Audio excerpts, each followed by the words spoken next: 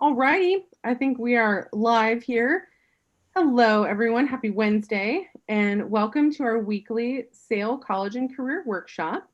I am Megan Faulkner, the program manager for the Summer Academy to Inspire Learning, or the SAIL program, as you might know us. We have with us here today two awesome guest speakers. Super excited that they're here. We've got Ryan Bottimore and Alejandra Peña. Ryan and Alejandra are both admissions counselors at the University of Oregon. And before we get started, I just wanted to remind everyone that this presentation is totally for you, for our viewers. Our goal is to share some of the skills and knowledge you'll need on your journey for higher education. So please use that chat function on our YouTube live page where you're watching from to ask any questions at any time about the presentation, and we will answer them towards the end of our talk today. I also wanted to remind you that right after this presentation, we have our Ask Our College Student Experts Q&A session that begins around 3 o'clock on the same live streaming page. We'll have a panel of our SAIL mentors who are current college students, and they can answer any questions you have about the college process, life after high school, and any tips and tricks you have questions about. So join us for that as well. So without further ado, I would love to turn it over to Ryan and Alejandra to get us started. Thank you so much, Megan. Like Megan said, my name is Ryan Bottimore. I am here with my colleague Alejandra Peña, and I will allow Ale to introduce herself. I'm going to start sharing my screen with you all so you're able to see. Let me know if it works. Ale, Megan, are you able to see the screen? Yep. Perfect.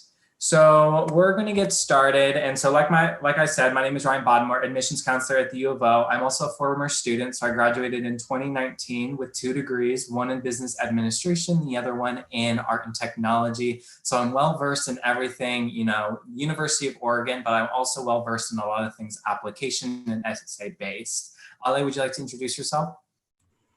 Yes, so hello. So my name's Alejandra. You can call me Ale, you can call me Ale, either one is fine. Like we mentioned, we're both admissions counselors and we were both former alumnus. So we did graduate from the University of Oregon just a little while back in 2019. But today is not about us, it is about you all. So first and foremost, thank you so much for joining us today, and we'll just get into it. Yeah, just like what Ale said, thank you so much for joining. And this is all about, helping you finding out the different tips and tricks to be really successful in creating the best application possible. So, the admissions counselor who reads your application will stand up and say, yes, this is the person we want at our university. So this is the agenda for today. So we just did introductions. We are also talking about applying, what to know before you start the application process, what you need to know during the application process, some tips and tricks, do's and don'ts, and then we will also end with a informative session about essay do's and don'ts. So how to write an effective college essay.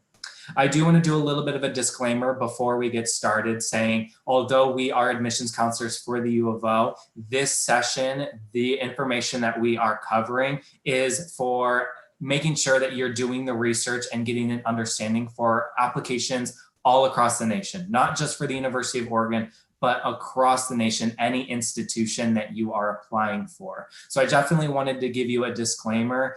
Ale and myself will be the only ones we can talk about the U of O's application process, but we want to make sure that you are getting an understanding of the process across the board. So I will pass it over to Ale to talk about the senior year timeline. Yes, so typically for your senior year, let's start in August. So the summer right before your senior year. So most applications are going to be open, and then we'll go more in depth on what other applications kind of look like, what different platforms you can utilize. October, so the beginning of this month in October was when the FAFSA opened, or even the ORSA. So just making sure you're aware of all those different kind of situations. November is early action and early decision deadlines. Again, we'll go more in depth about this. This is just our general overview.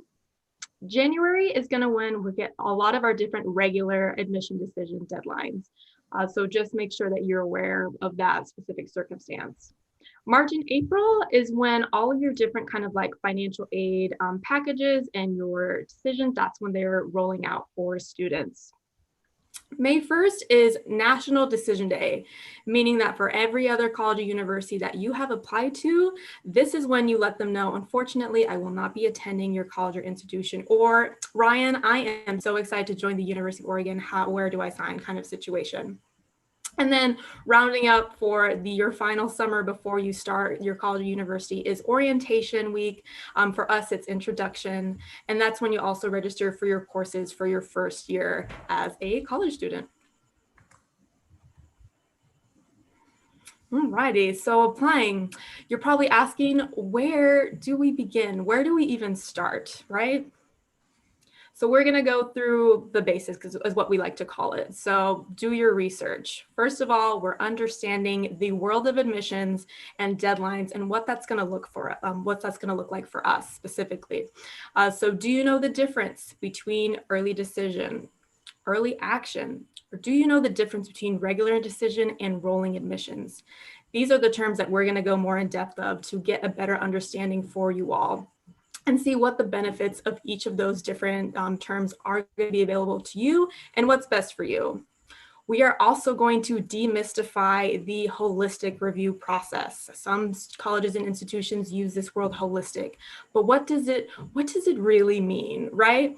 And then we'll also talk about which platforms or what applications is the most convenient to you. What platforms are there out there for me as a student? Where do I even begin?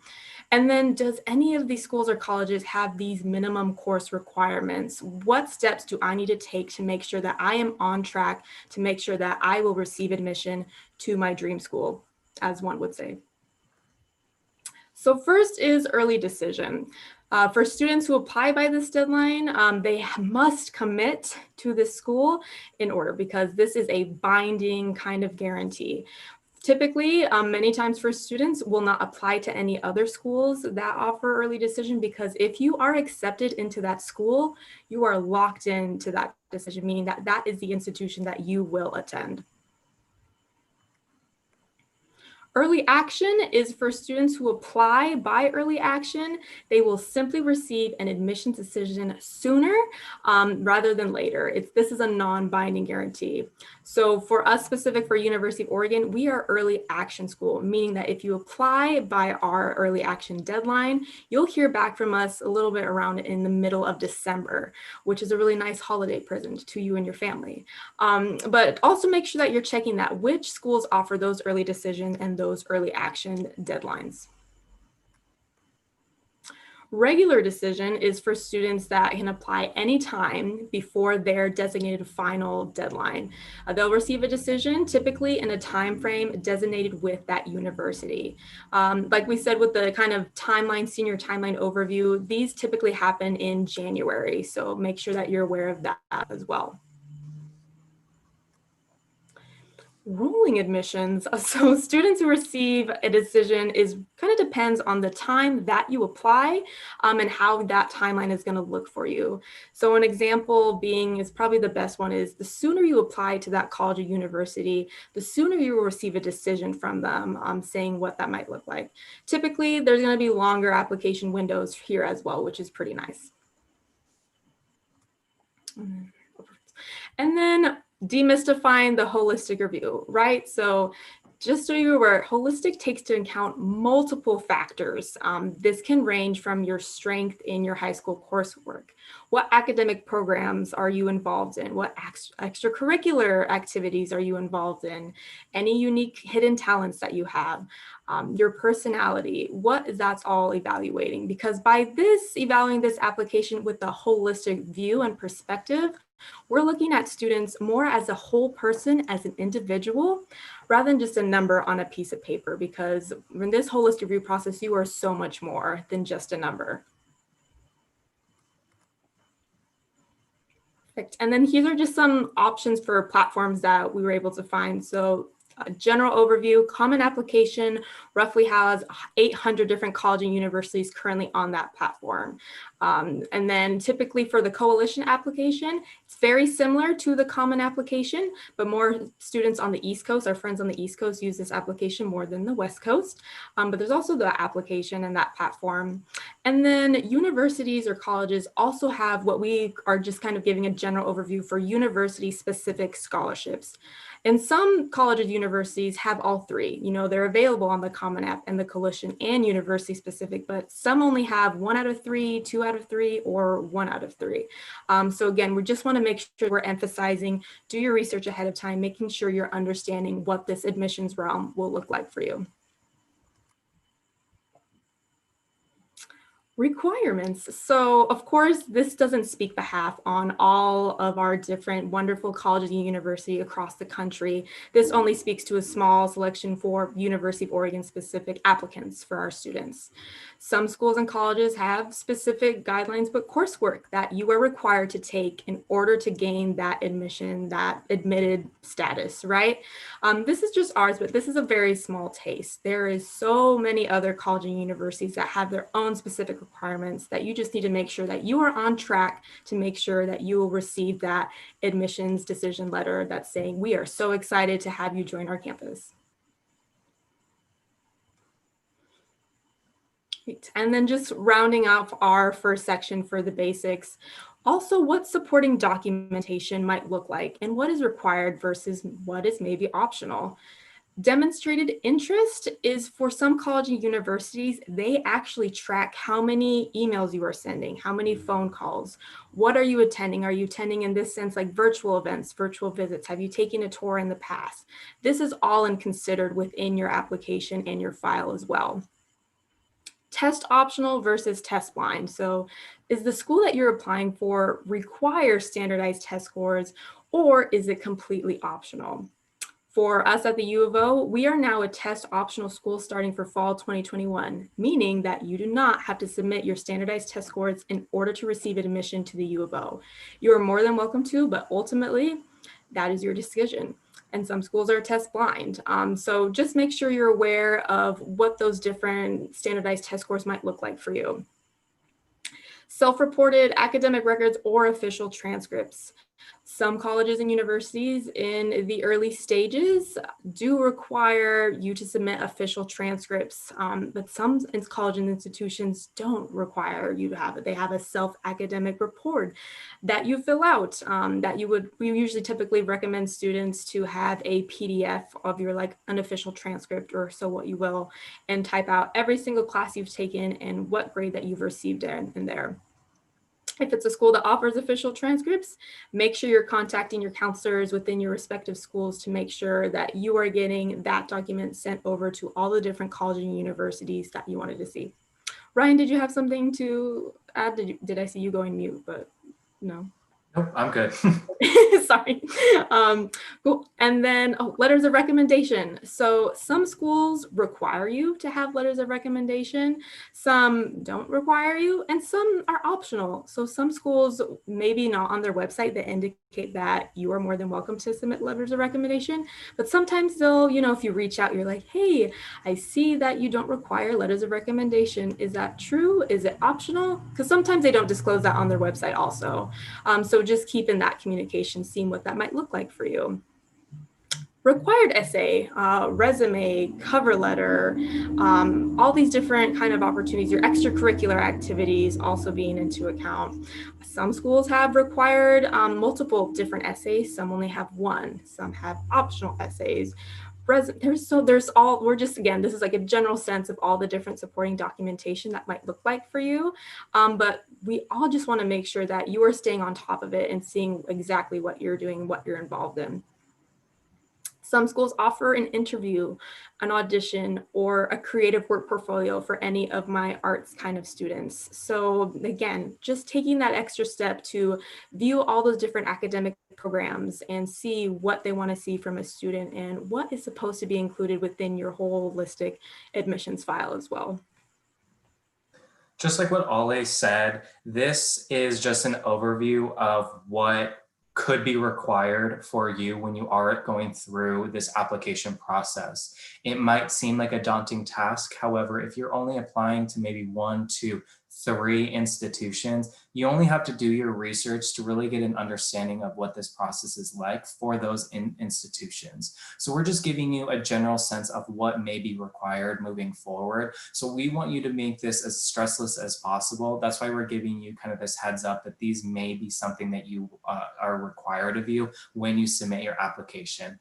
It should not be daunting. It should not be as stressful as you probably, as you don't want it to be as stressful as you want. So please, please, please do your research, get that understanding, and it'll be a smooth transition and submission process.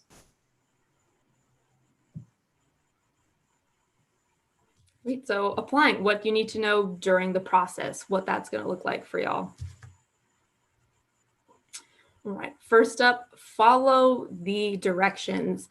East College Institution is going to have different guidelines for y'all. So make sure that you are answering all parts of the prompt, what the question is really asking. Are you answering what is required? And make sure that you are being thorough, and please do not rush. This is a marathon. It is not a sprint. It is just up to you and what your timeline is going to look like as well. So just please, we want to emphasize to follow whatever path that looks on that application.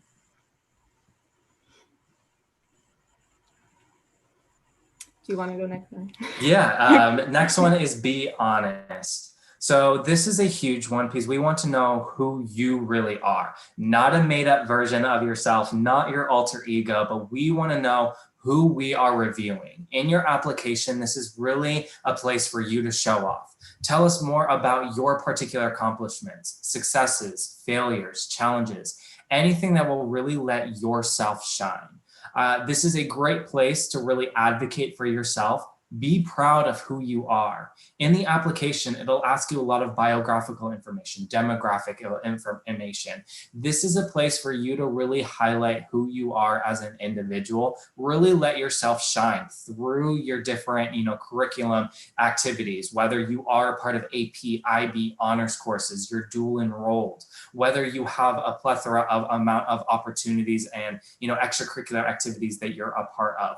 Really let yourself shine because we want to know who you are. We want to make that best decision. Like I said earlier, we want to stand up from the table and be like, yes, we want this person to come to the U of O. I think they would make a great addition to our university. I also want you to be sure to be as accurate as possible, especially when it comes to specific dates, grades, GPAs. We really want you to be as accurate as possible so there's not going to be any changes moving forward. The next kind of step that we want to make sure that you take is seek help from others. You are not alone in this process. You have a community of friends, family members, teachers, educators, advisors, and maybe other individuals that you surround yourself with that truly want to watch you succeed and thrive in higher education. We just want to make sure that it is absolutely okay to ask for help. Me and Ryan were first-generation college students, meaning that our parents did not go to a formal college or university. That transition was confusing for us because we had no idea what this realm, we wanted someone to tell us how to demystify college and what that might look like. So just please, we want to emphasize, you are not alone. We are more than welcome to help you, whether that is your college career counselor, whether that's a teacher, a trusted adult, whether it's one of us that you connect with maybe 2 days from now and you're like, hey, Ryan, I did have a follow-up question. Could you help me? We want to watch you succeed and just make sure that there's a community behind you that truly wants to support you through this process. The next tip and trick that we definitely want to highlight is proofread, proofread, proofread. I don't know how we can explain it any better than, all caps 3 times. Please look over your application at least twice to make sure everything is accurate and correct. Like I said in my previous tip and trick is be as accurate as possible, not only being honest and accurate, but making sure that the information that you're inputting, there's not any mistakes. I want you to have a trusted adult, an advisor, your teacher, look over your application to make sure that there's no mistakes. Every year, we do receive a handful of students who contact us about a mistake they made on their application. Maybe they accidentally typed their birth date wrong. They even typed their name wrong. We just want to make sure that you are proofreading it. We want to make sure that everything is accurate, so it is a smooth application process where you're not having to contact, different institutions to get these things corrected. Great. And then next is be as efficient as possible. So choose the platform or the application that is most convenient for you. So let's start with those applications that we talked about, right? So the common application. If you're applying to multiple colleges and universities, and that has roughly 800 different colleges and universities on there, do that. It makes your life so much easier. If you are applying maybe to East Coast schools or something like that, you want to use the coalition application that has kind of a broad range, do that. Again, it's so much easier. If you're applying to a smaller handful selected different maybe institutions, maybe it's worthwhile to take that extra step and actually fill out their university specific scholarship. This all depends on you and what that might look like. It's going to be very unique for each student to go through that process. So you and your friends could, get together and work on the Common App together or the coalition, or you can work individually with your advisor or a teacher or a trusted adult to go over those university specific scholarships. We just want this to be a stressless process for you.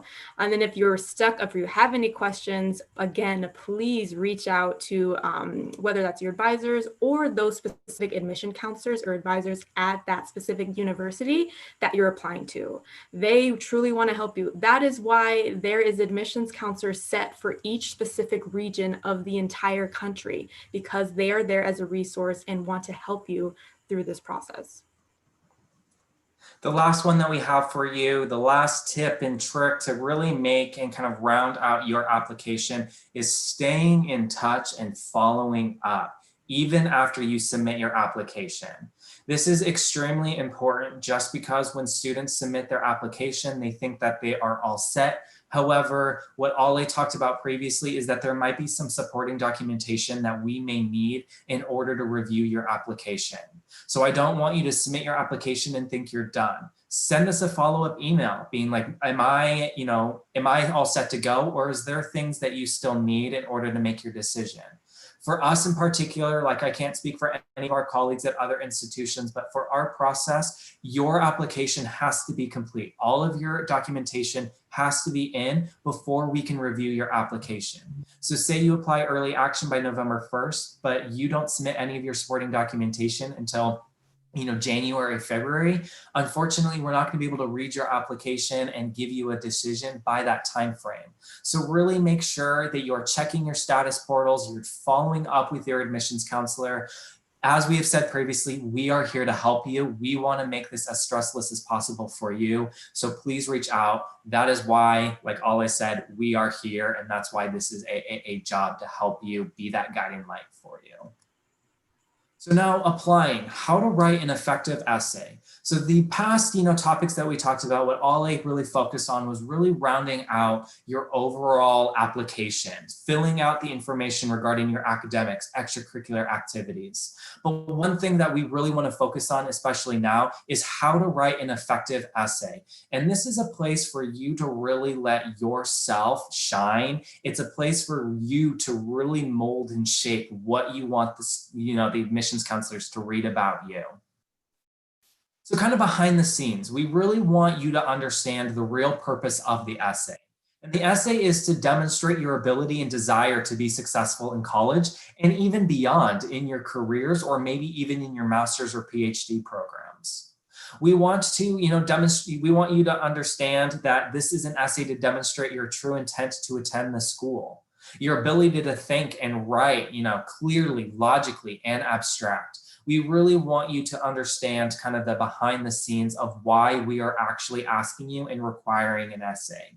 Some schools may not require essays, but for the most part, a lot of institutions may require you to do this. And this is the reason why we are requiring it. And this is a place for us to truly understand, your ability and desire to be successful in an institution.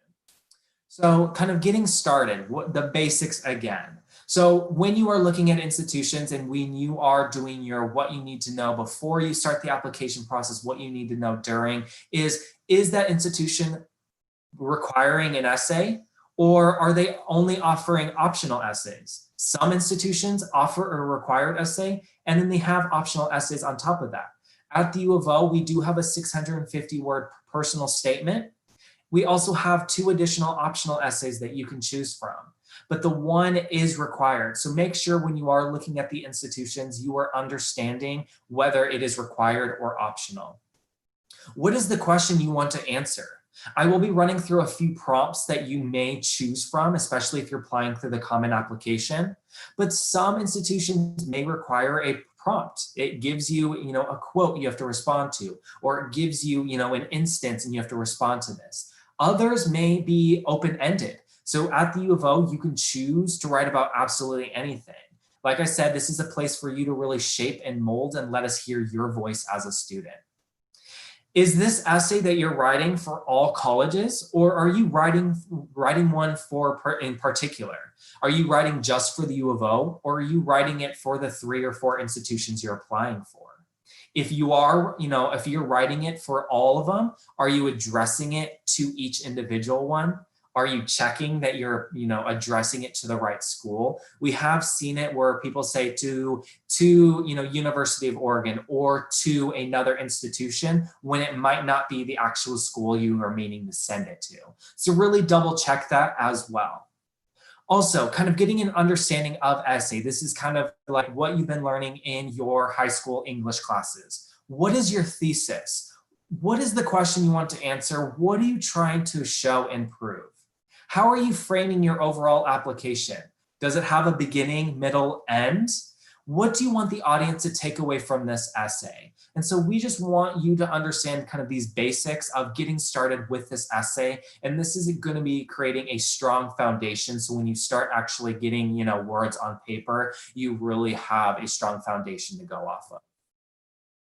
So like I said, we do have a few Common App essay examples here. I don't know if you all have written essays previously, but I know some students get really stuck in the beginning.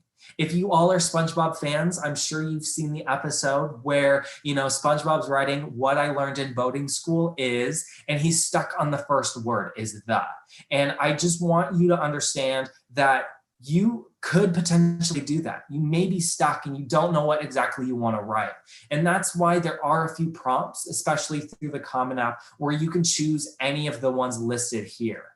Maybe you don't want to write a particular, you don't want to write an essay based off of a prompt. You want to choose a topic of your own choice. Share an essay, any topic of your choice. It can be one that you've already written, one that represents or responds to a different prompt, or one of your own design.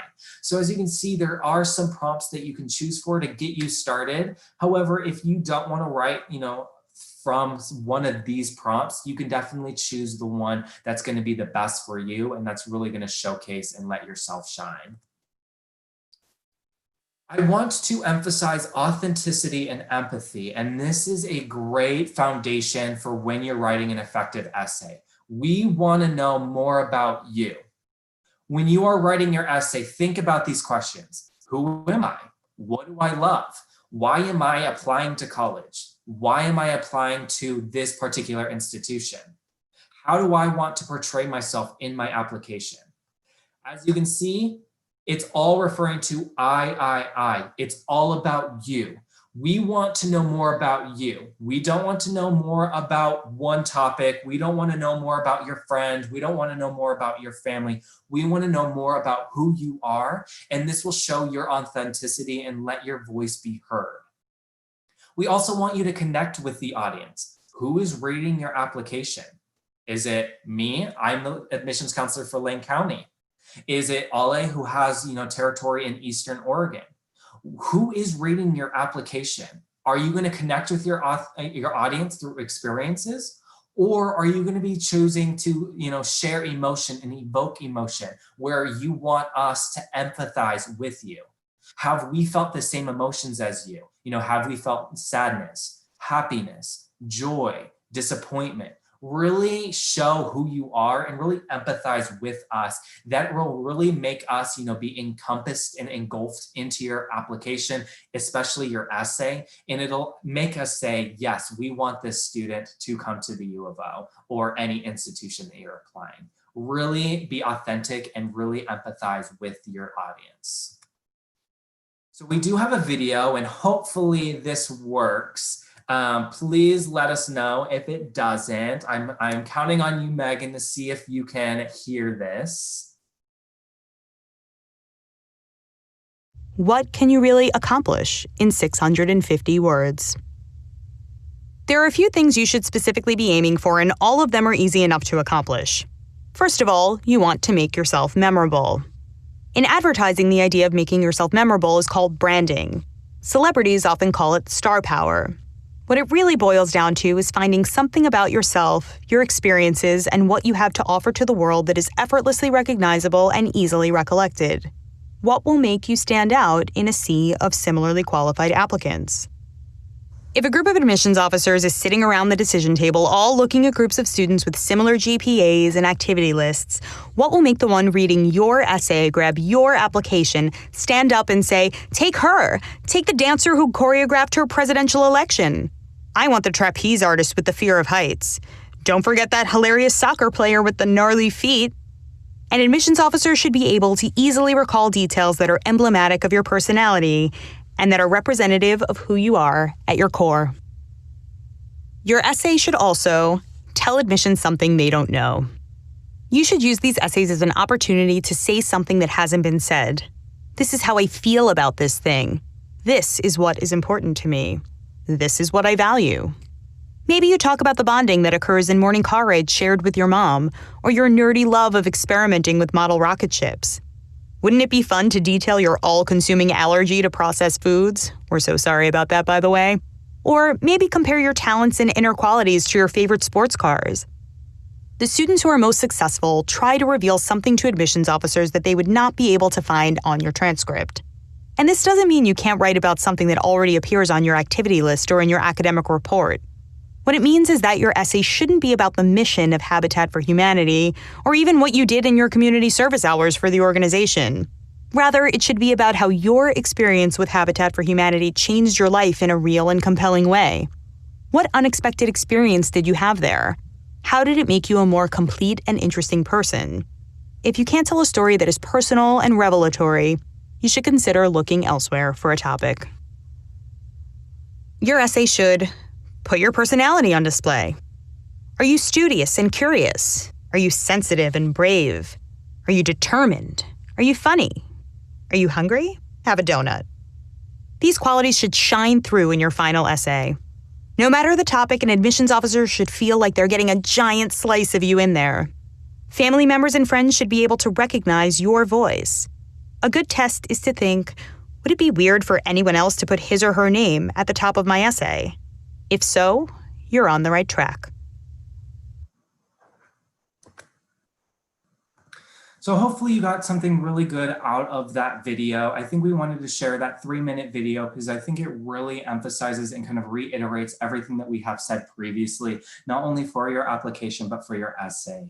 I think one thing that you really should take away from everything that we said is we want to know more about you. Really use your application, your essay to really let yourself shine. Advocate for yourself. Be proud of who you are because you are the best you there is. So please, please, please, in your application and your essay, really allow yourself to be creative, show your motivation, show your emotions, show your experiences, but also telling us more things that we already don't know by reading your application. So the next things we want to talk about is kind of just reiterating things, and we also just want to talk about the tips and tricks. So Ala and I will be alternating again between, each one, just giving, general information about each of these tips and tricks. Number 1, do you use the spelling and grammar checker on your computer as you write? Yes, you should be using this. This is a great resource. We live in a phenomenal, era full of technology that's only going to be assisting you to help you, with your spelling and any of your grammatical errors. please, please, please use these technology. They are for you. Open Word document, put your essay in there. This will only help you write a more effective essay. Once you do that, ask a friend, a counselor, a teacher, anybody who is willing to read your essay. Get a second, third, fourth perspective on your essay for feedback and corrections. Is this essay a good representation of me? Second, use your own experiences. I'm going to say this again, please use your own experiences. If you are writing about a perspective from like a second or third person, that authenticity, what Ryan was talking about, is not going to shine through. If you don't believe it when you're writing your essay, how are we supposed to believe it when we're reading that? So an example is like if you're writing about your brother's friend's illness that they had, which is unfortunate, and I am so sorry, but if that's not directly affecting you personally, there's no way that I can sense that connection, and that's what's coming through. So please use your own experiences. You all have your own lived experiences, passions, dreams, inspirations, drives. So again, please, thank you. Next one is avoid overgeneralizing. Don't make claims that can't be backed up. For example, the phrases most people, everyone knows. Don't share anything about share everything about your personal thoughts, feelings, and values. We really want to emphasize this because a lot of essays have a word count. They have a word limit. For the U of O in particular, 650 words. You really don't want to take up this space, take away from your thoughts, your feelings, your emotions. So avoid overgeneralizing when possible. This one, sorry. Please do not recycle your essays that you have used for school. We can tell if it is a AP history essay with documents that you included. That does not show anything about you, or, it shows a lot about history in the past, but it doesn't showcase you. All we can emphasize is just use your own voice, because this is where this is going to shine through. So yes.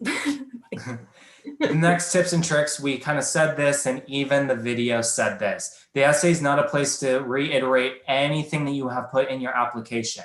We have seen a lot of individuals just relist their extracurricular activities through their essay. You've played 4 years of volleyball, football, baseball, you're a part of this, etc.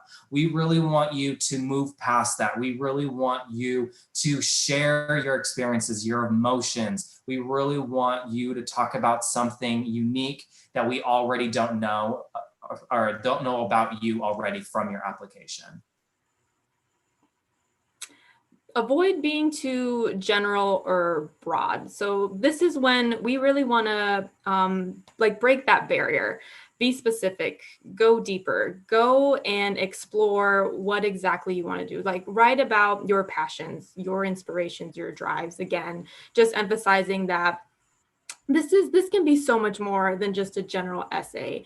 This is probably one of my favorite parts of the application, because I can finally see your voice and who you are, especially during that holistic review kind of process that we have at the U of O. So again, just go. Don't be afraid to put it all out there, because this is a part of it, where you can sell yourself, as you can say, and let yourself shine for who you are as a human being. Avoid using cliches or quotes. I said this previously. You are, in a word crunch. You only have a certain amount of space to really shape and mold. I would hate for you to take up that spot by, reiterating a quote that you heard, or, using cliches. Use your own words, your feelings, your emotions. That's going to be what's going to make an effective essay that's about you, and it'll let yourself shine. What we look in essays is that I always like to look for students who express their originality, their growth, their creativity, their authenticity, the motivation, and a lot of stuff that we've talked about, but just value that depth and not as much as breadth. We just want to see who you are. If there is a specific lived experience that you have, write about that. Say that there's a start, beginning, and end. How did that impact you as a person? Who did that change you? How will you grow from that situation?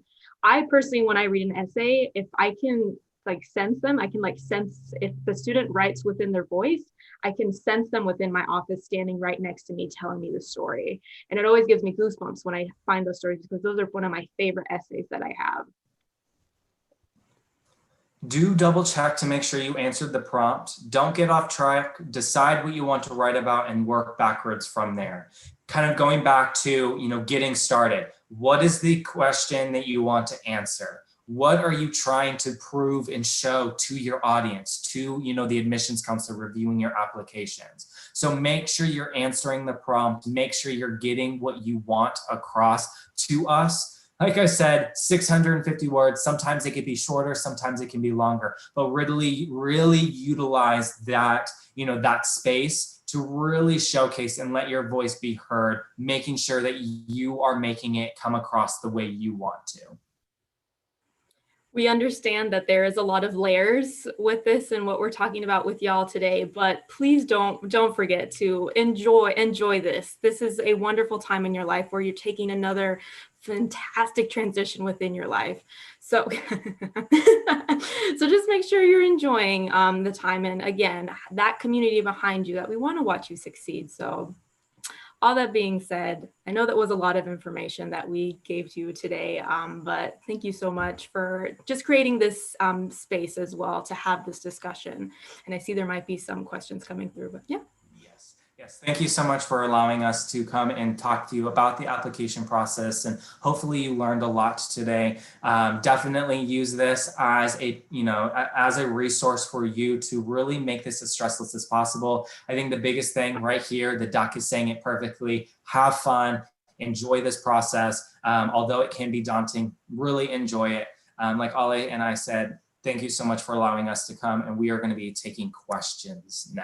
I will stop sharing my screen. Oh my gosh, Ryan and Ollie, that was awesome. I feel like I learned so much. So I can't even imagine all of the wonderful things you shared with our students. Really, really cool stuff, and just fun to have both of you here with us. So we have tons of questions, which is awesome. So you started a good conversation here, and I'll just read them out to you, and you can answer however you see fit. So if a college has a common app option or their own application, does it make a difference, or is there an advantage for which one I use? I do want to say that some of these questions, I want to put a disclaimer out there, just because although we are well versed in a lot of things, admissions related, we can only speak about our process at the University of Oregon. So any questions that might be generalized where, it doesn't make a difference for us. It doesn't make a difference. You can choose the common app, you can choose the coalition or the Oregon application. It doesn't make a difference. However, it can make a difference depending on the school. I've never heard of it, but I'm not saying it's not out there. So I just wanted to put that disclaimer out there. But for the U of O, it doesn't make a difference. Awesome. So how many colleges minimum should I apply to? And is one enough if I'm pretty sure I'll be accepted there? I can take the next one. So this all depends on each student individually, right? We talked about how each student is going to have a unique pathway when it comes to the applications and what platforms you use and what other colleges and universities that you're looking into. If it's for you, for me, when I was doing this process a little while back, I just maybe picked like a handful of colleges just because I was very indecisive as a student. So I didn't really want to have a lot of different options maybe available to me that way, but this is all going to depend on you. If you are, you are ready and you are banking on that one application, I love your drive and your passion and your enthusiasm, but please do not make this assumption for all college and universities. It depends, and I don't want to give you any wrong information, but if you're taking all that for I'm going all in for this one college or institution, that makes me a little bit worried. So I just want to make sure that you're having a plan A, a plan B, and plan C in place just in case. But again, this is going to depend on each student for how many or how little college and universities you are willing to apply to. Just what Ale said, I just want to reiterate. when I was going through the process, I only applied to the U of O. I didn't apply anywhere else. So I definitely made that mistake of not having a backup, because I don't know what would have happened if I didn't get accepted into the U of O. So what Ollie's saying is absolutely correct. Make sure you have, option B, option C, just because hopefully your option A works out, and that's great if it does. But just as a safety net, I would hate for you to miss any of those deadlines and then miss out on financial aid and scholarships, things of that sort. So really, it's up to you. Don't follow the setting that I have put into place. Don't follow Ryan. Good advice. I like Yes, learning from our past, right? Learning from our past. I did a similar thing to you, Ryan. So a couple questions about SAT, ACT. We have a student who doesn't feel comfortable going in to take that test because of the circumstances they're in right now, which makes sense. I'm sure a lot of students are wondering that. So kind of, is there an advantage or disadvantage to taking it or not taking it? Will that affect acceptance and application? And just kind of, what does that look like right now? This is great. So again, what Ryan mentioned, we can only speak on behalf of the U of O. In our sense, we've had a meeting directly with our the director of admissions at U of O. And what he mentioned to us is, listen, we want to make sure that the student's health and safety comes first before anything. If you've never taken a standardized test and you are willing to go out and complete this 4-hour test, we would please emphasize that you do not have to make that trek just so you can be considered as test required. Sometimes that 4-hour test does not reflect your 4 hours of high school that you've created over those past 4 years. So please know, sometimes that's not the case where it's a perfect reflection of that either. So first, I again just emphasize health and safety should always come first. So for us specifically, when we say we're test optional, we are test optional, and we will not, if you don't submit those standardized test scores, that will not be in effect within your application, just so you're aware. Yeah, we, just like Ollie said, if you submit them, we will look at them and we will review them. However, if you don't submit them, we're not going to even think twice. I do want to say that if you look at it in particular, I wouldn't say that there is an advantage or a disadvantage. It's just, if you submit them, we will look at them and we will take them in consideration. But I wouldn't say that people who submit them, they're more advantage or they're at an advantage over those who do not submit them. I do want to say, if you're not familiar, especially with the U of O's decision, a lot of schools have gone test optional.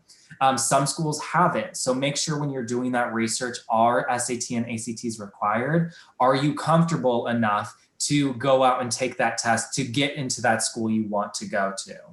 I also want to say scholarships. At the U of O, we've gone test blind for scholarships. So if you are thinking about how you're going to pay for, for school or for a certain institution, are those particular scholarships, are they required or not? So these are just things that you have to be thinking about. But for admissions, there's really no advantage of submitting them versus not. If you submit them, we'll review them. If you don't, we won't think twice. Awesome. Another question here. So student says, academically, not super impressive. What are some ways I can still stand out or be acknowledged by a college? Do you want me to go, or do you want to go? Sure, you got it. Yeah, and just so everyone knows, like, this is a safe space. And all these questions are wonderful, first of all, so thank you. It all depends on you. This is where that holistic review process for U of O really comes in handy, because we get to see all these students who maybe those 4 years of high school doesn't reflect who really they truly are. Maybe you had a really unforeseen special circumstance during your time in high school, and it was really hard to kind of work on your academics. COVID, sorry, so many thoughts all at once, but can you believe what just happened? This has never happened before. On the Common App and for our Oregon application, we have a spot specifically dedicated to a COVID response, meaning if there's anything that's happened during your time here, start documenting that. Write that down, because maybe if you're a junior right now and you don't remember a year from now what to write on the application for that COVID section, just start already documenting those. This is where you type in all your different extracurricular activities, what you're involved in inside the classroom, outside the classroom. If you are a student who watches over a younger sibling, write that down. That is not only a family, service, that's a community service that you're doing. If you are passionate about photography and you would take maybe an hour out of each of your week to go and visit other, right now we can't really, but to visit different like waterfalls, trails, your downtown in your hometown, and take pictures of photography, and that's what you're doing with your time. Write that down. That's a unique situation that not everyone is doing. So there's other different kind of ways that you can highlight this. And again, this is another part where reach out to your advisors, your counselors, and see how they can help build your application to and what you're also involved in your community service that you're doing. But that was a long answer, but I hope that kind of helped in any track. All right. So, Ale, we followed your advice. We're applying to multiple schools. How can you stay focused and on top of all of these application materials, especially since they can often be a little bit different from school to school? You want to go, Ryan? Or You got it. You got it. So I'm just like trying to keep track of all your supporting documentation, that kind of thing. Okay. Yeah. Because I think, right, sounds like each school might have a little slightly different or might require a slightly different essay. It could get overwhelming, I think, if you have more than a couple schools. Absolutely. This is when organization and like lists really come in handy. Again, so many thoughts all at once for today for me. But if you have access to, if you're in a part of like Trio or SAIL, SAIL is a wonderful, program, or any of those programs where you have like a designated like mentor that kind of helps you through this process. Or if you don't, take an hour and a half or so each week and visit all the different types of websites, right? We're unable to go and visit all of these different colleges and universities currently, but a lot of colleges and universities have all of these virtual opportunities and resources available for you right now, which is pretty unique. And some people are building off on top of that. Start looking at that website. Look what their course requirements are. What is their deadlines? Are they early action? Are they early decision? Do they have a regular decision? What, do I need to submit an audition piece, a creative work portfolio? Look into those specific majors and programs. For architecture at the U of O, you are more than welcome to submit a creative work portfolio of any path that you've done in the past. You don't have to be an architect by any means and have your like dream house mapped out like centimeter by centimeter. They just want to see any creative work you've done in the past. Just take that time and just list everything that you need from each specific university institution, and also take the time to write down your respective counselor's contact information. So if it's a couple days or a year from now and you had a question, you'll have that available to you and you can reach out and be like, I just want to make sure that everything is checked off on the boxes that I have in order to support my additional documentation. And if you want to add anything, Ryan, feel free.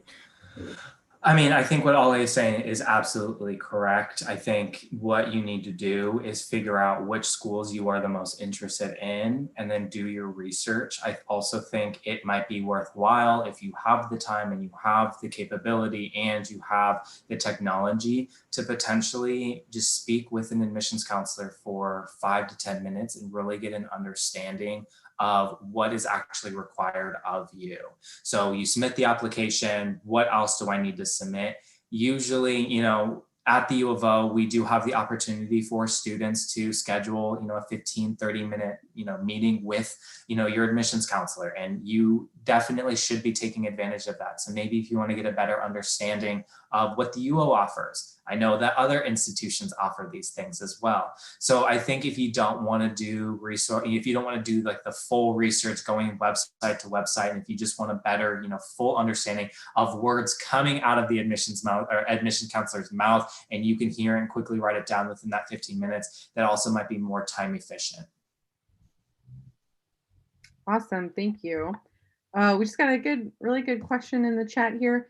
Someone told me that if I don't send in my application early, I'm less likely to get accepted. Is that true? Kind of worried because still working on my application. I want to also put this disclaimer out there. At the U of O, I can only speak about the U of O, and you have pretty much the same exact chance to get accepted if you applied early action rather than the regular decision. There's only a few advantages of applying early action, which are, you'd be able to apply to the STAMP scholarship, and you just know your decision sooner rather than later. So like Ollie said, it's just a great surprise for the holidays to say, I've been admitted to, insert school. If you don't want to apply early action, that's totally fine. You have the same amount of chance of getting in if you applied our regular decision January 15th. The thing that I want to say is that if you apply after that deadline, unfortunately, it gets a little bit tricky just because sometimes we can only review those applications on a space availability basis, but you have the same chance of, of getting in whether you apply January 14th or October 31st. And hopefully I understood that question, and Ollie, feel free to jump in. Yeah, I think the only thing I want to emphasize for U of O is I just want to reiterate what Ryan was saying. But for that STAMP scholarship specifically, one of the requirements is that you need to apply by early action because that scholarship deadline is November 15th. So just be aware of those different scholarship opportunities as well. I know for my seniors in the room, that might add a little extra, to your plate, but it's going to help you so much in the long run as well. And just be aware of those different scholarship deadlines. For us, they range from the fall and the spring, but just another thing to check or ask your admission counselor at your respective university or school. Awesome. Another good question about that early application. So what did you mean when you say that some colleges might lock you in if you turn your application early? What does that mean for your kind of decision and what you're able to do? Ollie, do you want me to take it or do you want to take that? Yeah, go ahead if you want. So what we wanted to distinguish is between early decision and early action. Just because for me personally, and I think Ollie can feel the exact same way, is I would hate for you to think that they're the same thing and have to be, in a sticky situation, a tricky situation where you're like, I have to go to this school now. Early decision is that you're locking in. You are, you apply to the school, and if you get in, you have to go to that school. It's a binding contract. Usually you do sign a disclaimer saying, I understand that if I'm admitted, I have to go to that school. Usually within this kind of contract, this binding, process, you also say you're not going to be applying to other schools. So that is what we mean by, locking down. Early decision is that binding contract. You're locking in. You are saying, I'm going to this school for full force. Early action is not the same thing. Early action is the non-binding. You just know your decision and you have that availability and the flexibility to choose different institutions if you want to. You can apply to 3, 4, etc. But that is what we mean by locking in. U of O doesn't have it, so we can't touch on what that process exactly looks like for students, but it is that binding contract where you have to go if you apply early decision.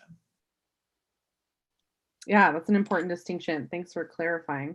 Yeah. I think this might be our last question here, but how does the application to the honors program usually differ from regular admissions applications?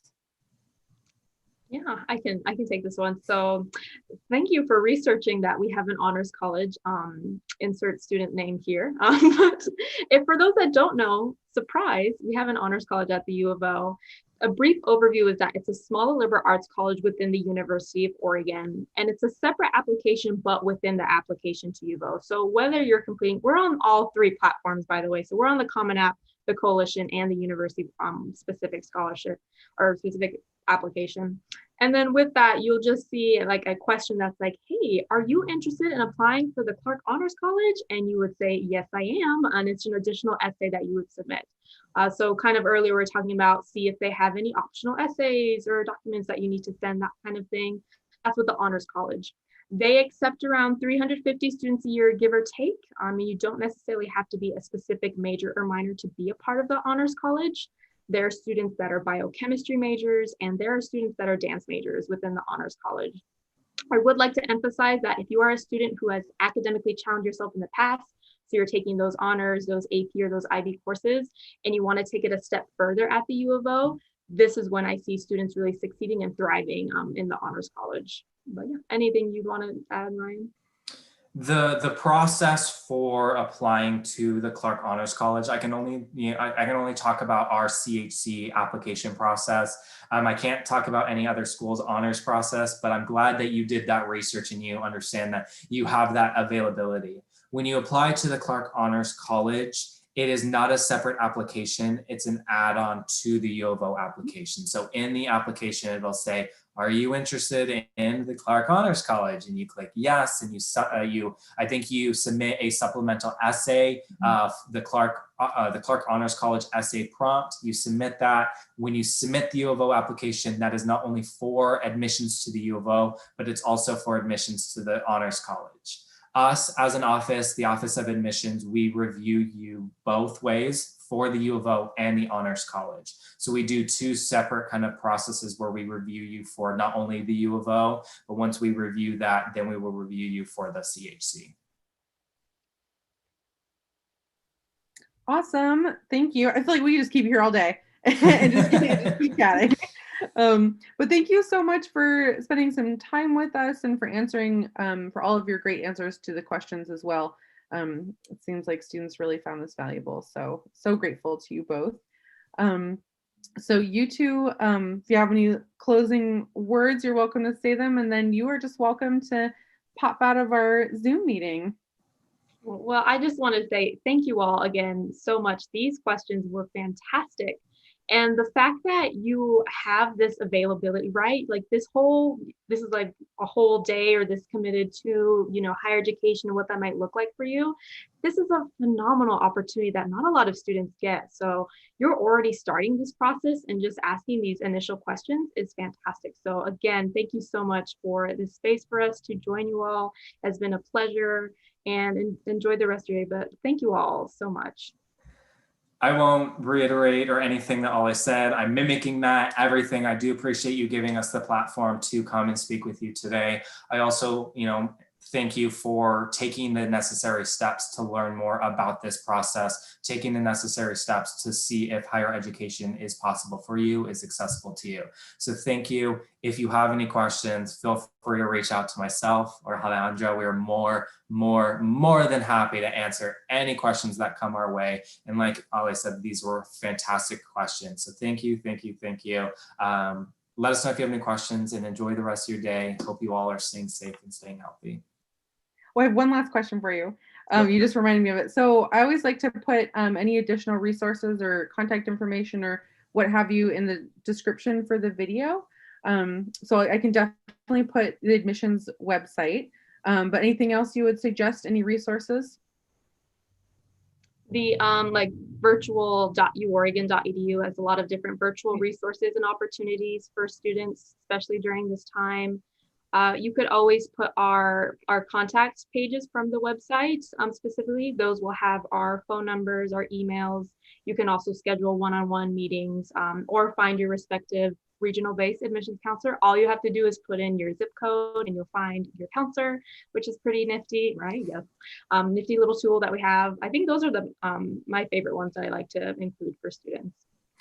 Yep. Ollie took all of the ones I was going to mention. Perfect. Okay, well, thank you. I will add those for all of our audience members. I will add those into the description of the video, and then you'll be able to have some folks to reach out to with your questions. So Perfect. Thank you guys so much. Thanks, Megan. Thank you. Bye. And then for those of you who want to hang in here for our college student panel, we will start that in just a moment or two as we get all of our mentors here. So just hang in there for just a sec. And thank you for continuing to join us.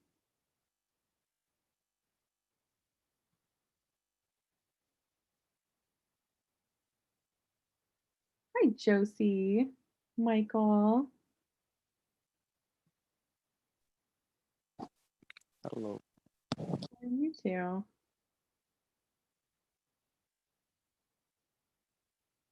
We'll wait just a moment for Angel.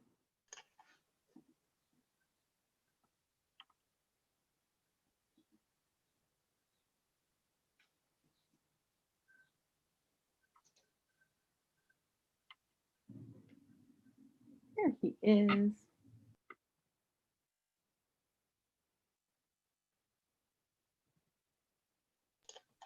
All right.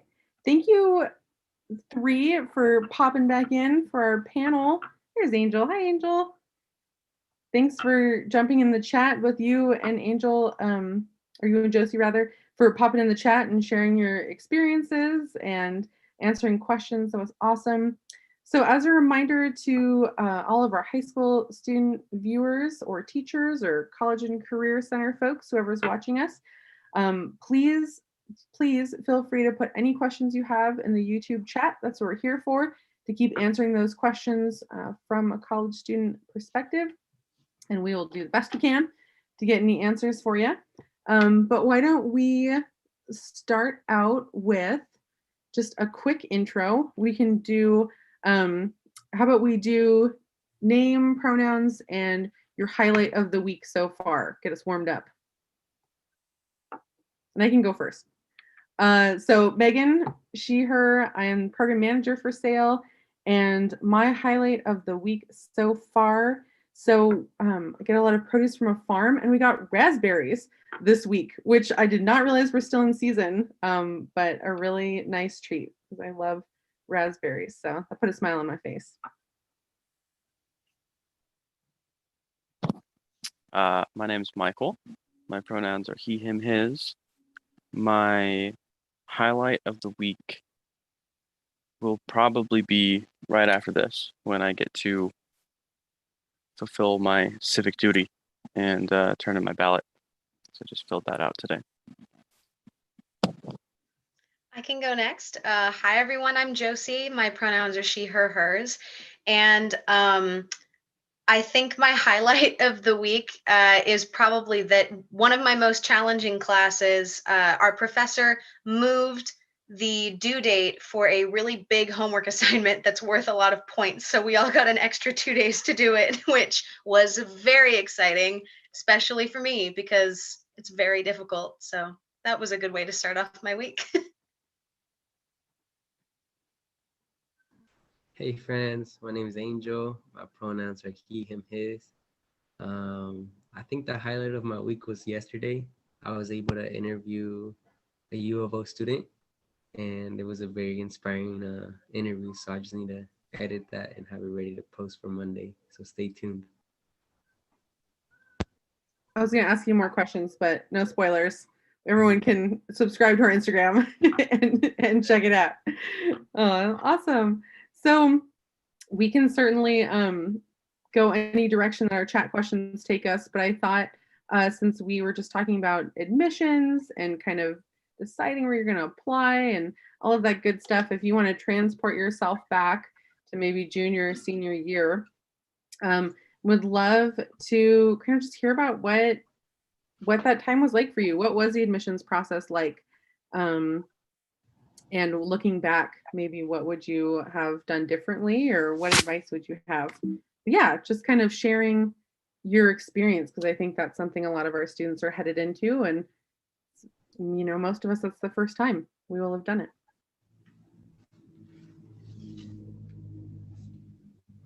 I think I can start with the admissions. I remember I applied, I think, to Western was the first university I applied to, and they had like the same day decision.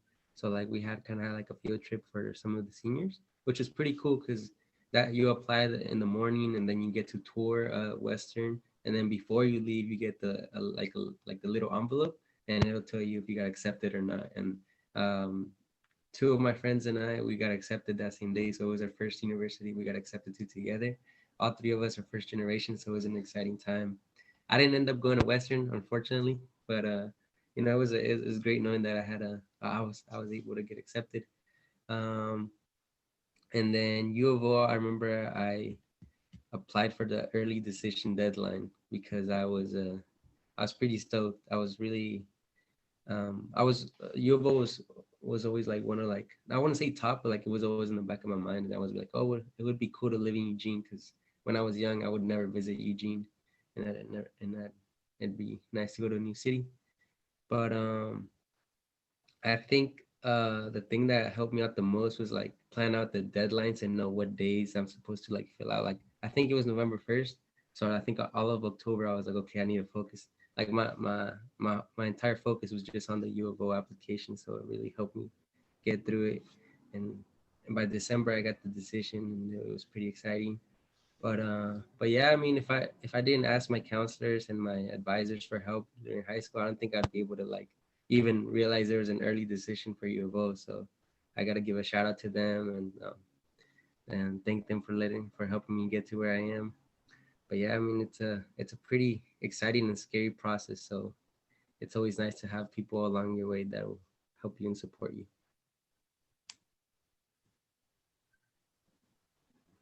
I can go next. So trying to, remember back to when I was dealing with the whole college admissions process, I think the thing that stands out the most to me, and our guest speakers talked a little bit about this briefly. I only applied to the University of Oregon. So while it worked out for me, I would not recommend doing that. I wouldn't recommend placing your whole bet on one college because you feel confident that you'll get accepted, whether it's because of your grades or your GPA, or they have a high acceptance rate, so I'll probably get in. Because even though I did feel that way, it still did cause a lot of stress while I was waiting for a response, because ultimately that decision that I made had one of two outcomes. Either I was going to get accepted and be able to go to college, or I wasn't going to be accepted and I would be stuck. And I would basically be forced to take a gap year. So I know what that feels like, to feel really confident that you'll probably get accepted, but I would really seriously recommend applying to at least two colleges, if not more, and even community colleges in your area as well, just as a backup plan in case all else fails, because you can never be totally sure. As for the rest of the application process, I feel like I was pretty lucky in a number of ways. My mom went to college, and so while she wasn't like a total expert on the entire process, she was able to kind of hold my hand through it and help me with my essays and getting like my resume together and all of my volunteer experience. And kind of sit with me through it and help keep me on track, which was really, really useful. And also my high school had a lot of resources for seniors specifically, including workshops that would happen throughout the day, that actually certain classes, I went to Willamette High School, by the way, certain classes that, the teachers would be notified that they needed to carve out this amount of time and bring their class down to the library, where there would be volunteers there to help us apply for a college or structure an essay, or answer any questions that we had about college admissions and that sort of thing, just to really make sure that we were staying on track. And so I feel very thankful that my high school, at least from a student's perspective, was working really hard to try and make sure that all of us were doing something in regards to preparing for higher education. So overall, I would say that other than the normal amount of stress and, intimidation that you can feel around applying to different colleges, I feel like overall I had a pretty good experience. And obviously it went well because here I am, a senior. So, woohoo.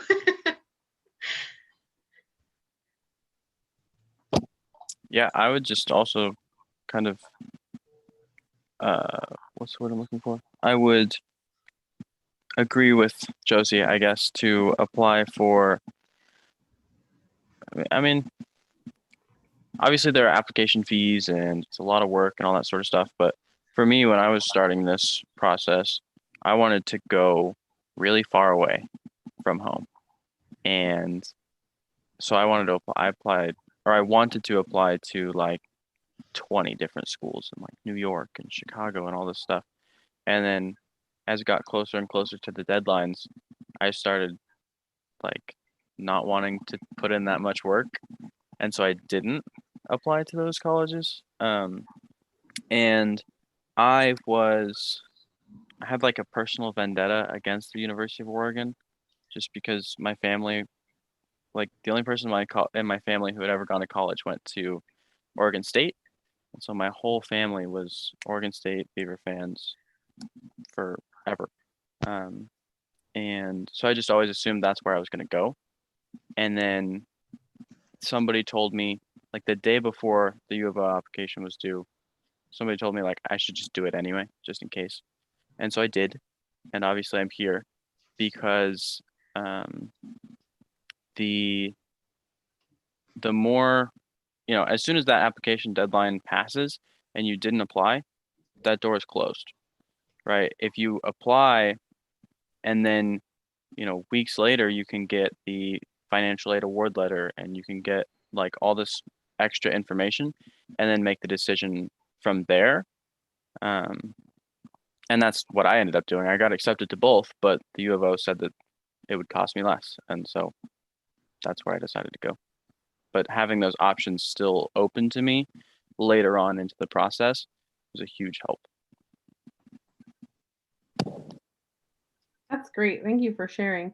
I think it's always fun to hear what people's journeys were like.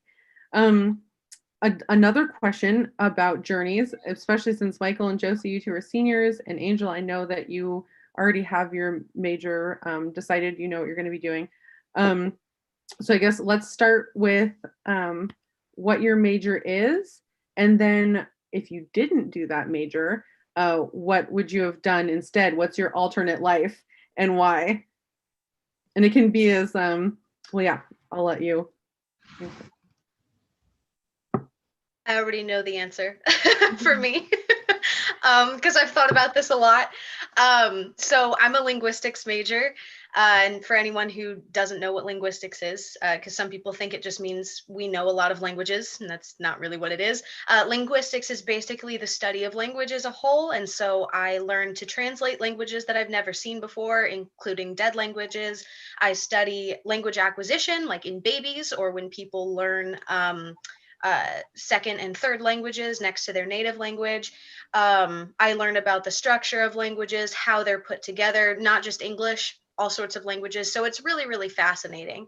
And I chose that major for a number of reasons, but partially because language, the way that language and culture are intertwined has always been really, really interesting to me. And so I wanted to understand it more. I also chose it because my career goal for the future was to teach English abroad, which is what I'm still working towards. And I felt that understanding language in general would benefit me, and it has. But to answer the second part of that question, I already know that if I had chosen a different major, it would have been education for the teaching aspect of my ultimate career goal. And the reason why I say I've thought about that a lot is because linguistics is very challenging. And so there have been times where I've been like so exhausted and like stressed because I don't understand something. And I'm like, man, maybe I should have just chosen education. But that being said, I still am happy with my choice. I've been doing it for 4 years, almost 4 years. But yeah, I think if I had chosen a different major, I would have gone with education.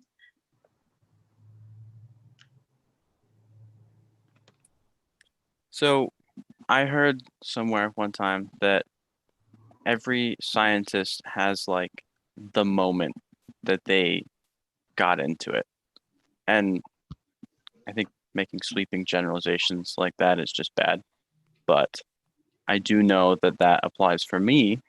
When I was like maybe 8 years old, I got an atlas of the universe. And there were star charts in it. And I remember looking at those and thinking, like, what do you mean there are different stars for different times of the year or like different places on Earth? I just didn't understand it. And so I wanted to like learn how it worked. And then I started wanting to learn how everything works. And so I ended up, now I'm a physics major. I knew that I wanted to study physics since I was, I don't know, maybe 10, 11. But if I hadn't studied physics at the time that I was entering college, I probably would have also came in for education. So I really like teaching, teaching math or physics specifically. But nowadays, and I think basically what's been happening the last like 4 years since I've been in college has made me get really into politics. And I think that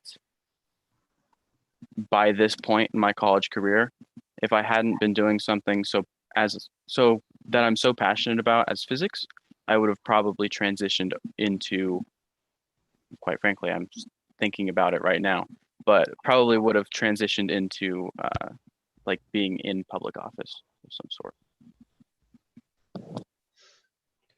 Nice, nice. Well, for me, I came into U of O wanting to be a psychology major, and to be honest, I didn't know why. I just thought it sounded cool. No one in my family had like even like talked about psychology, so my high school buddies would make it sound interesting. But my first term here, I didn't take a single psychology class uh, at all. And then I started talking with my college advisor over at the pathway office, and then she thought family human services would be a good fit for me. And to be honest, just the name of it, family human services sounds really interesting for me. Just because, growing up, my family went through a lot of struggles, and I know there's a lot of immigrant families, and not just immigrant families, but low income families and families in general that struggle throughout um, their time.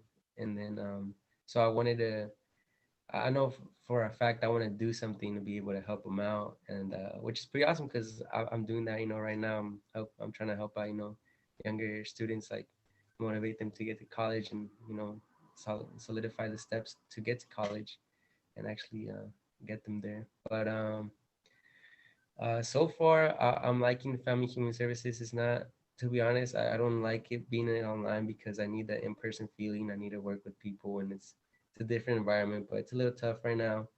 And if I'm being completely honest, I'm thinking about maybe getting into communications and journalism, just because I just enjoy doing the interviews, and like I can see like more potential coming in through there.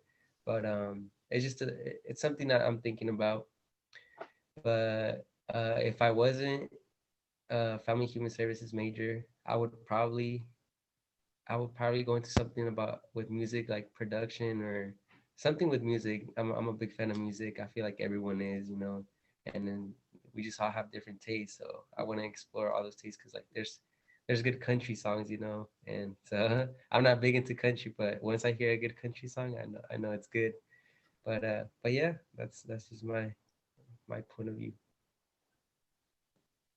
That's awesome. Thank you all for sharing.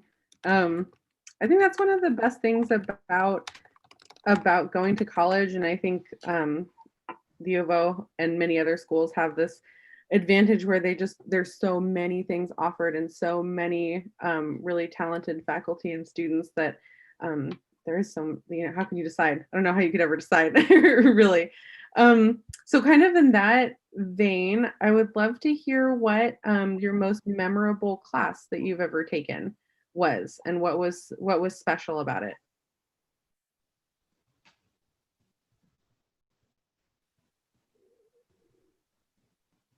I thought of mine immediately. Should I go first? Sorry, I feel like I'm like talking first a lot. Um, uh, so kind of what I was saying earlier when I was explaining linguistics, I can't remember the number of the course that I took, but it was one of the like lower level kind of introductory classes of linguistics. And I still to this day find it so fascinating back when we learned about language acquisition in babies. And it was just a short little unit that we had in this class. But I learned, I knew already that babies were insanely smart, way smarter than we give them credit for, even though they need help with everything longer than like any other mammal. But watching these experiments and like reading about the results and seeing these children when they're 3 months old reacting to different languages and being able to tell two different languages apart. An example that I remember learning about was this little girl who was being raised in Korea. Her parents were Korean and Swedish, I'm pretty sure. She's years old, and she knew Korean, German, English, Swedish, and French. And she was able to tell all of them apart. Her parents would switch from language to language, and she was able to immediately know which language was being spoken. And I just remember that entire unit was so fascinating to me, especially when you compare language acquisition in young children to language acquisition in adults, and those with fully developed brains.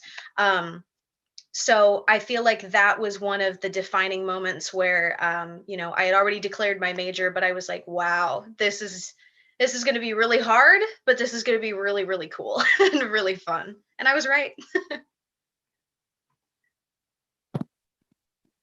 My answer is maybe a little underwhelming, but it's like, it's not even that it's hard to choose between all of my classes, it's that all of them are like the most memorable in a way. So I think that to me, like, part of the reason that we're all here, part of my purpose in life is to learn, uh, just learn forever and as much as I can. And college is probably the single most like concentrated amount of knowledge that you could have anywhere in the world. And so just like soaking all that in, I guess if I really had to choose one, it would probably be between music history of jazz and intro to computer science, because I mean jazz is just great. I listen to jazz all the time now that I took that class. And then computer science, I think just like understanding kind of like the concepts that are going on inside of the computer that we're all looking at right now blows my mind. And like the amount of things that you can do with 4 lines of code, and just you can make it do whatever you want. Which I think is really cool. I've been playing with that forever since I took that class. Nice. Yeah, I mean, both Michael's and Josie's classes sound very interesting. And I want to second what Michael said, that like, going to college, that's where you're gonna find the most knowledge like ever. Like, it's crazy. But for me, I think the class that stands out the most is probably the Music 360 class. I think it was called the Culture, History, and Aesthetic of Hip Hop. And that was like my first term here at U of O. So I never thought coming to like the U of O my first term, I didn't even know there was a class like this. And so there I am, like a classroom of like 100 students. And then our professor, he's probably like one of the best professors I've ever had. His name's Andre. He goes by the name of DJ Foodstamp. He has a turntable, and he brought it one time and he was scratching on it. It's just pretty dope, like knowing that you can touch sound and you can like make it sound the way you want to make it sound. But yeah, I mean, like we were learning about the origins of hip hop, how it started out in New York in the streets, and all like basically like everything I didn't know about music and about the music that I listen to like on a daily basis. I was like, we were reading about that and learning about that, so it kind of like blew my mind, and I was having fun with it too. So it was a great class. And yeah, I mean, I think one of the tests, like the test that he had, we'd have to like listen to like part of a song and we had to identify it. So, it's pretty great. And yeah, I think that class is definitely gonna stick with me forever, and I'm probably gonna like brag about it for as long as I live. But yeah, I think one of the important things is, well, Mike, I want to second what Michael said again is, I think being a lifelong learner is essential as well. You can take a class even outside of school. There's classes everywhere, there's lessons everywhere. So I think it's important to identify those too. Well, thanks, everyone. Hey, we got a really good question from our audience, and I'm really hoping someone has the definitive answer to this because I would love to know it. How do you stay motivated to work when you're on your own?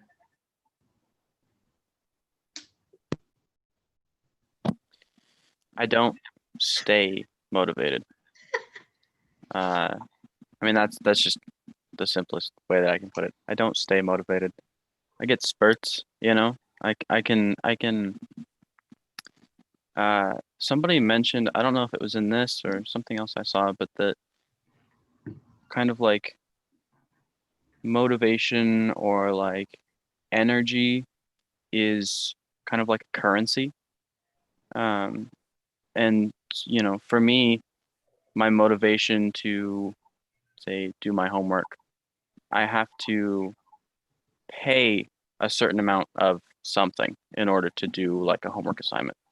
And in order to get that currency in the first place, I have to spend a certain amount of time taking care of myself and acquiring it, right? So whether that be making sure I get enough sleep the night before, or I don't know, reading a book for an hour so that I just stimulate my mind in one way so that it's easier to stimulate my mind in a different way, something like that. I really think of it as kind of like a currency system where if I'm taking a break, I'm taking a break with intent. The intent to kind of gain that currency to spend again later on something else that I might need to do. Yeah, I mean, I really agree with everything that Michael said. The purpose of these Q&As is not for us to sugarcoat things. We're not going to say, well, I take a break and have a coffee and then I'm able to work for the next 15 hours and get all my stuff done. That's not realistic at all. I procrastinate. I make choices that I end up having to pay the consequences for, whether it's with an assignment or a grade or, missing something.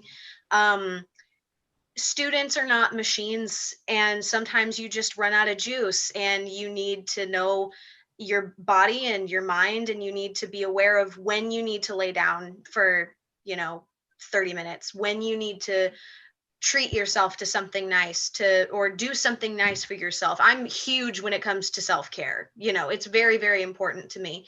But I think that even though I know for myself, like I said, I do make those not always great choices, and prioritize maybe taking an extra long break when I don't need to, and then I pay the consequence for that.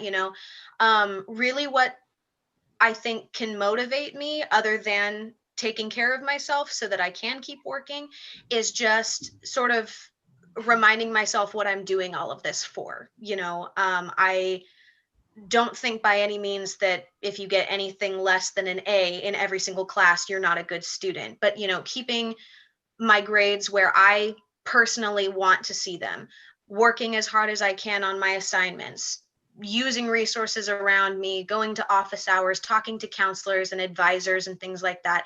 I motivate myself to do those things by reminding myself what my ultimate goal is.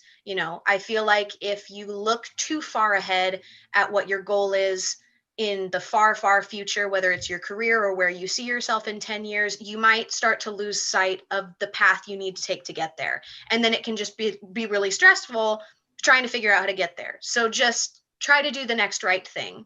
If you're not understanding something, if you're really lacking motivation or falling behind, reach out for help. Take a break and then reach out for help. Don't pull an all-nighter for that exam. Go to a study group and then take a nap. Just anything that you need to do to take care of yourself. But yeah, I mean, at the end of the day, like I said, students are not machines. We aren't able to work endless hours. And we all sometimes make choices that benefit us and also put us at a disadvantage. It's different for everyone, but I think my biggest piece of advice would be to practice self-care as much as you can. Thank you guys for that.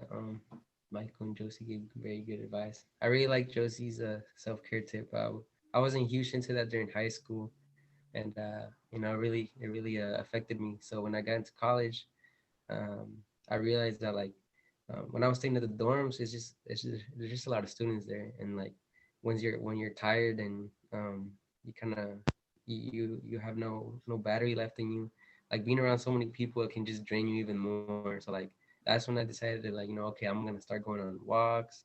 I'm gonna start riding my bike a little more, start running, start working out a little more, kind of get like exercise my I kind of like just work out, but also like it's also like motivating me, as okay, like I can take a break, but I can also you know, like work on something else.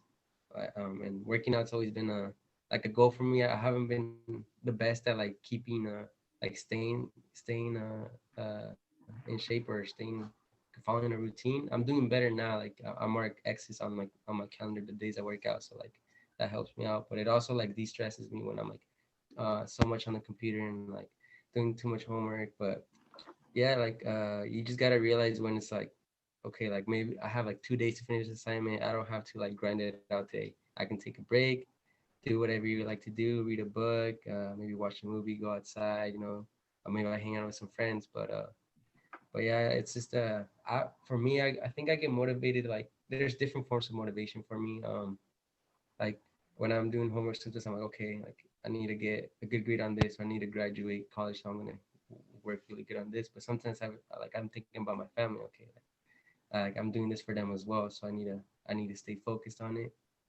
And also like meeting new people, like you know, like the U of O student I interviewed yesterday, like he really like sparked a lot of motivation in me. So just from conversations from people, you can like really get inspired. Also, I'm big into watching like interviews now and like what do they call podcasts on YouTube and from like you know artists or like famous people or like people I didn't even know, and then just kind of like to get their mentality and point of view and like apply that to my life. It's been a it's been a it's a process, but it's I can see results in, in the in the near future. But but yeah, I mean it's tough sometimes, like especially right now I have a lot going on, so I'm kind of surprised at myself that I'm kind of like not staying on top of it, but like I'm not falling off the rails, you know, like you know, I mean, I'll be like holding like 5 plates, but I'm still like I haven't dropped a single one of them yet. But right now, like the motivation that I'm getting is like you know, I think on November 28th, I bought my ticket to go to Mexico and see my family. So I'm just like thinking, okay, one more month, and I'll be able to take a little bit of a break, and I'll be able to see my family. So that's what I got in the back of my mind right now. But yeah. Thanks everyone. Hey, we just got a question that I love. Um, what was your first day of school like? Your first day of college? This person is saying, and rightfully so, the idea makes them really nervous because there's the possibility you get lost or don't know what you're doing. So yeah, what was it really like?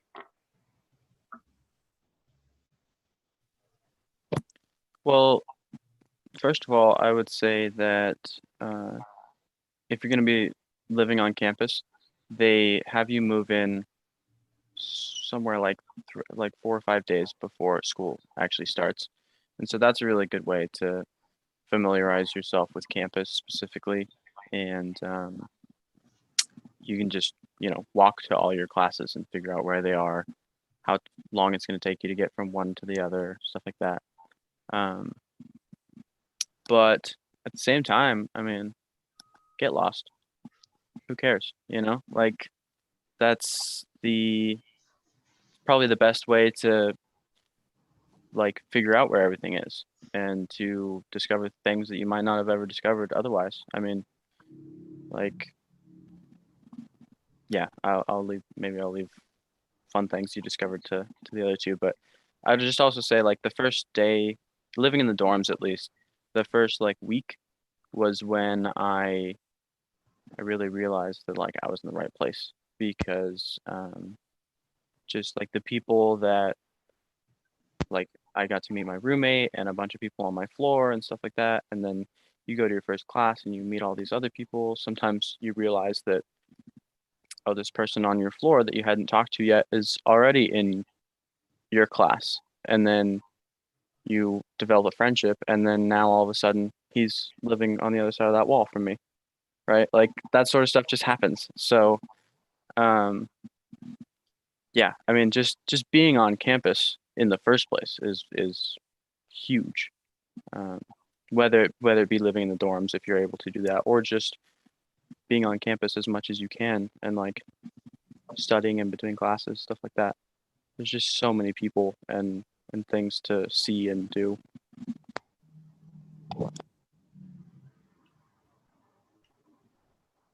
Mm, let's see, try to go back to my first day of college. So like Michael said, like I was in the dorms, and we actually got to move in, I think like 5, 6 days before school actually started, and which was kind of cool.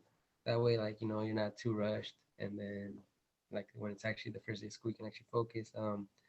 I remember I was wearing a bright yellow hoodie that day, and it was a sunny day, and I was just, I think I had like, I think I had my bands on, and then I had a penny board, so like I would ride around my penny board, and I think I took my penny board to every single one of my classes that day of. So I was riding around campus. I was just like, you know, penny boarding around this campus, and it was cool, you know, like, and it was a good day. First day, I felt really good.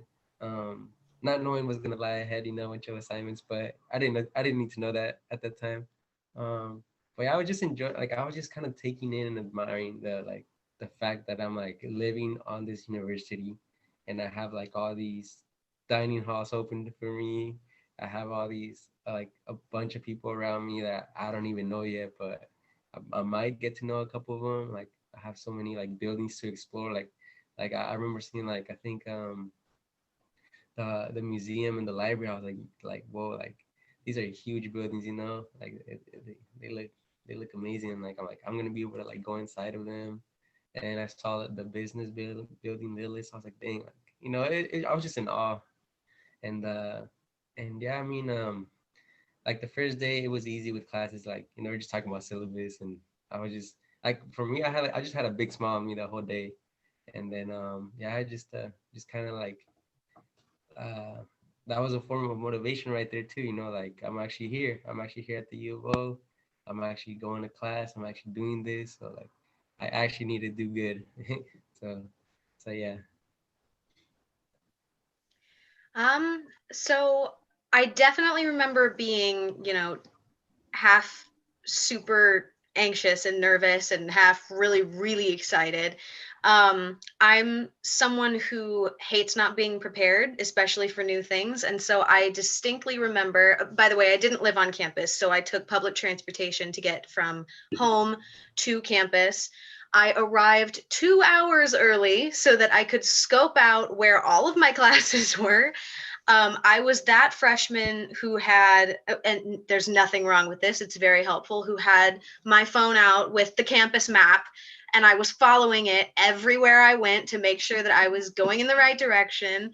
I had all my stuff with me. I was probably over prepared. I don't think I needed to bring all of my textbooks with me because, like Angel was saying, we were just talking about the syllabus and stuff like that in most of my classes.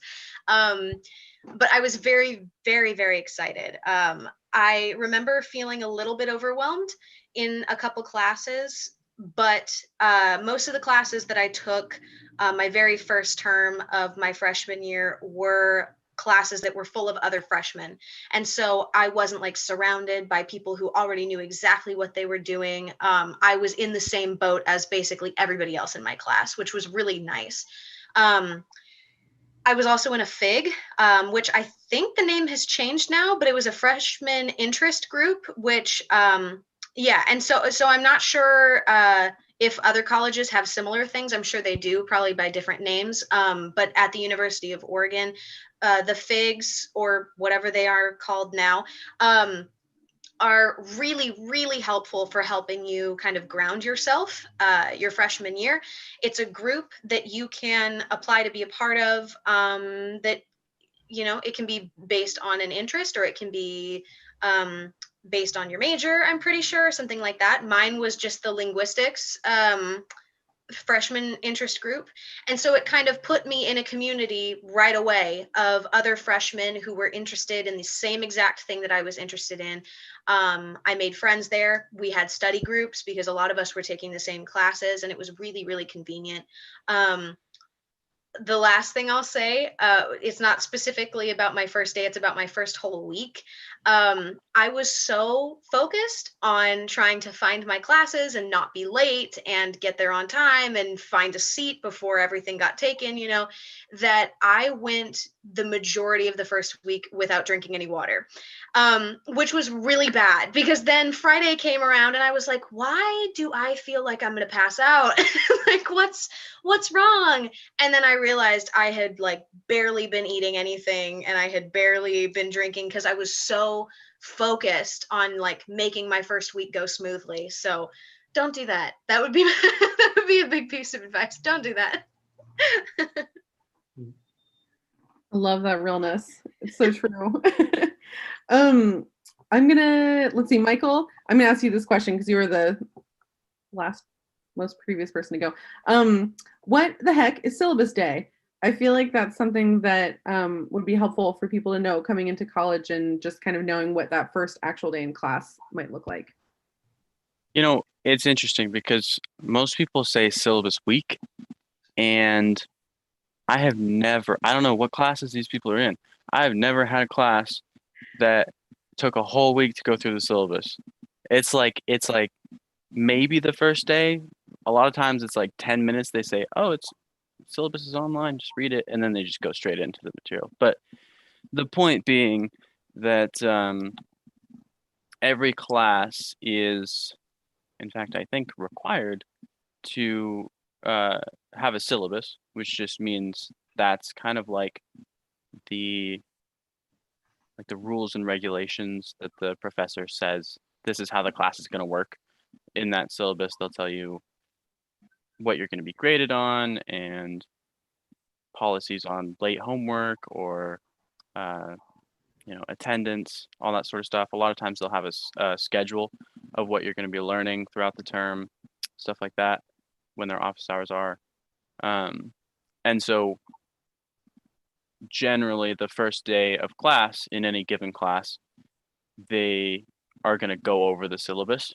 And like I said, sometimes that takes 10 minutes. They just hit the key points. Sometimes it takes the whole class. I've had a couple times where they just didn't go over it at all, and they just say, it's online. Go look at it if you want to. But a lot of times those syllabi have everything you could ever need in them. Well, not everything, but there's a lot of information in there, and I would definitely recommend to read them thoroughly, because if you feel like you can't get an assignment in on time and you think it's like the end of the world, maybe you just haven't read the syllabus because the professor actually said that you have, 24 hours to turn it in or something like that. Like, a lot of times there's really, really good information in there. Thank you, Michael. That was great. I think that's a little bit different than many high school classes. I know some classes do have a syllabus, but some don't. So that's a really great thing to get used to, is that every college class will come with a little instruction booklet that you have access to. Well, awesome. I think we hit on all of our questions that we had from our audience today, which thank you so much for dropping those in the chat. That was super fun. So I think let's see, I'll go over what we have coming up. So just remember that every Wednesday, we have our live stream events right here on this channel, on this very page. And if you forget where this is, it's also on the sale.uoregon.edu website. So we've got another faculty presentation, another college and career workshop coming up next week for you.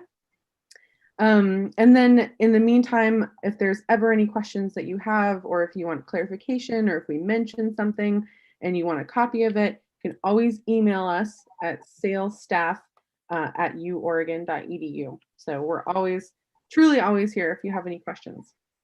So how about for a little closing, and then we can all say bye and go on to the rest of our afternoons. But I wish I were able to take you all to our finest coffee shop here in Eugene. So if it was on me, what would you order? What's your drink of choice?